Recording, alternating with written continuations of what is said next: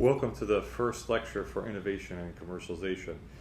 In this first lecture, there's two parts. The first part, we want to talk a little bit about the definition of innovation and why, how we can start to think about innovation in the context of what we might be trying to achieve by thinking about technology and commercialization, which is essentially technology and its impact in the real world. So that's how we'll start, and we'll finish with setting up the first part of the lectures in this class, where we will identify the three elements of innovation, and thereby giving us a foundation in which to talk about how we can start to think about the process of innovation.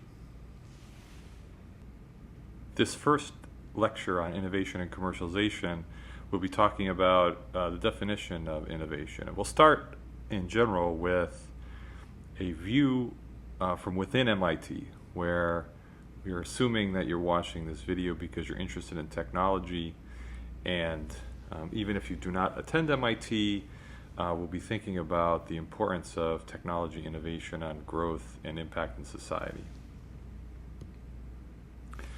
So why are we here at MIT or whatever institution that you're in, or why are you interested in technology and innovation in particular?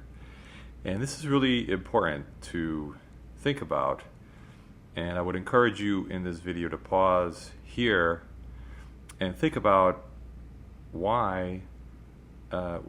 Imagine if you are an MIT student, or you actually are an MIT student, why you are one, why you're pursuing education in the details of technology and science, and hopefully why you're interested in innovation. If you have paused and thought about this, let's just kind of draw the three categories that are common of why MIT students are people interested in these innovation lectures, what they're really thinking about. And in general, of course, there's the general goal of education. The idea being that what can be learned is good, of course, for understanding and thinking about how we fit into the universe. But you'll find if you talk to most students, they're also trying to get that education because there's, of course, value in that education. So the question is, how does that value actually get into society? How is their impact with education? Another important aspect of why people are interested, they come to MIT, they're interested in technology innovation, but they're interested in the MIT brand, if you will, meaning that MIT, because of its past, has created people and technology that has impacted the world, and we want to understand why that actually occurs. And then if we think about another category, which generally is a smaller category, but still I find the vast majority of students at MIT, for example, are wanting to have an impactful activity with their education and their MIT degree. And so in general, these three areas are kind of why people are here. They perceive that the education is going to create value. The MIT brand has that reputation from the past, and the thinking is that this technical education leads to impactful activity in the world. Now, some of this may be self-evident because people say, well, of course, if you have technical knowledge, you can build things. But of course, what this class is about is trying to look at the details of what that really means, because obviously at MIT, certainly in the classroom, we're only doing the first part of this. Now, as you go into the research labs at MIT, you get a bit closer, and then there's this question of how do you, there's full impact on commercialization sometimes, and what is the connection between learning this technical knowledge and actually having that kind of impact, which pretty much means solving real world problems. So this comes down to, okay, we are here at MIT, we are very excited about technology, we want to have impact, and the question is, how does scientific and technological information, how does that education result in value and impact? And I'm in particular, we're really interested in this question of value and impact. And you can kind of see where this is going, because the connection between scientific and technological information in the abstract to value and impact clearly is focused on one of the words in the title of this course, which is innovation. So let's talk about that a little bit. So we want to understand the connection to this MIT core activity in the classroom and innovation in the outside world. Well, in order to do that, we're going to have to define innovation, and we will define innovation in the following way. It is the embodiment of a useful idea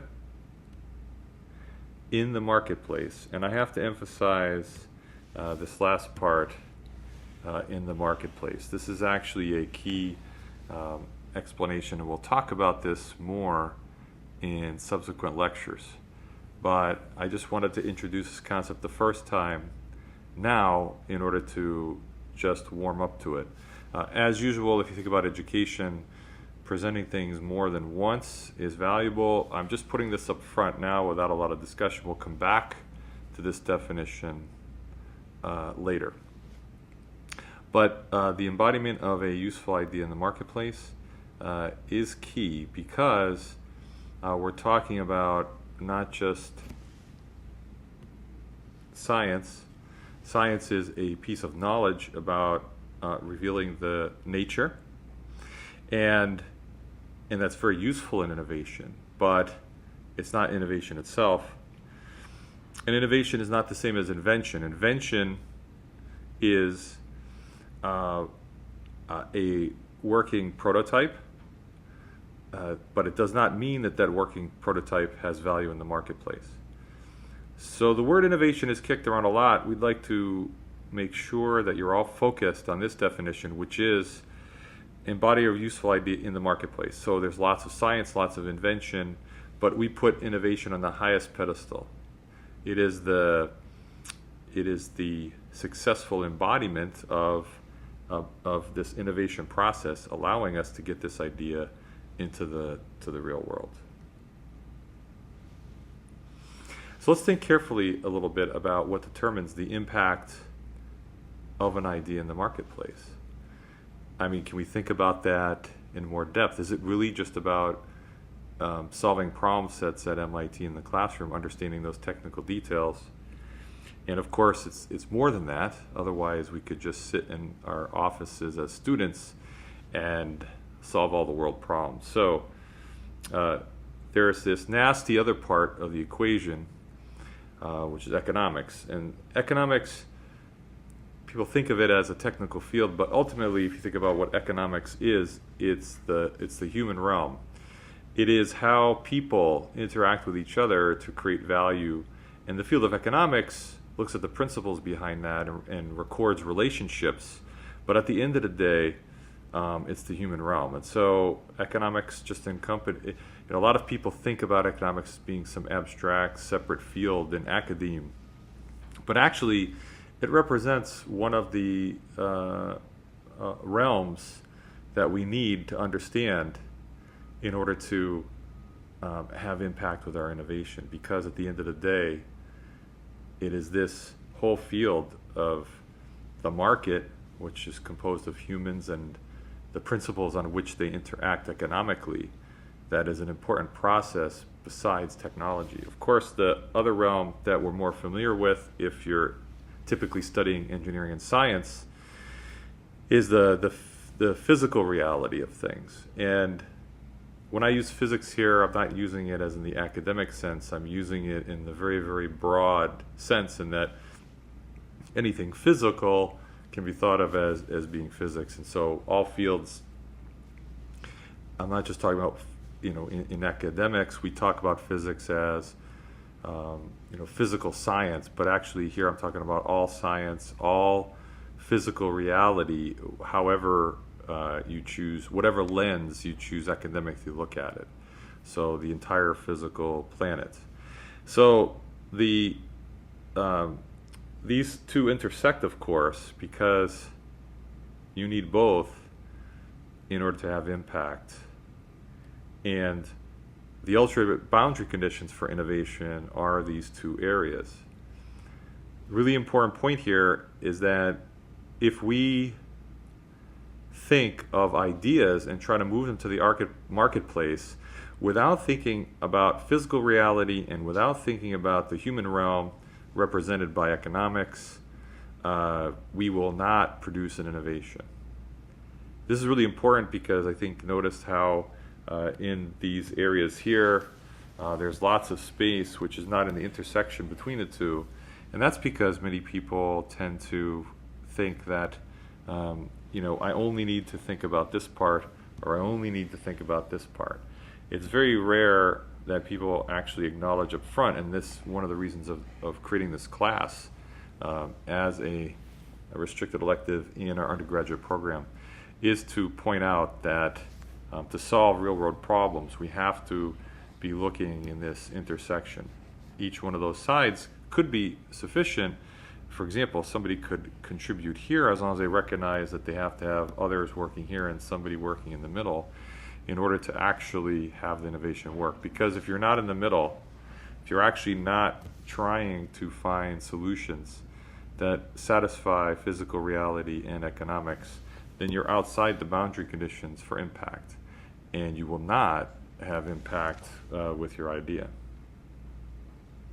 So we'll end there, and next time we'll move on to how that simple definition of needing to be in physical reality as well as the human realm, which we're representing there with economics, will allow us to now reduce and think about the basic elements, and this will set up the rest of the class.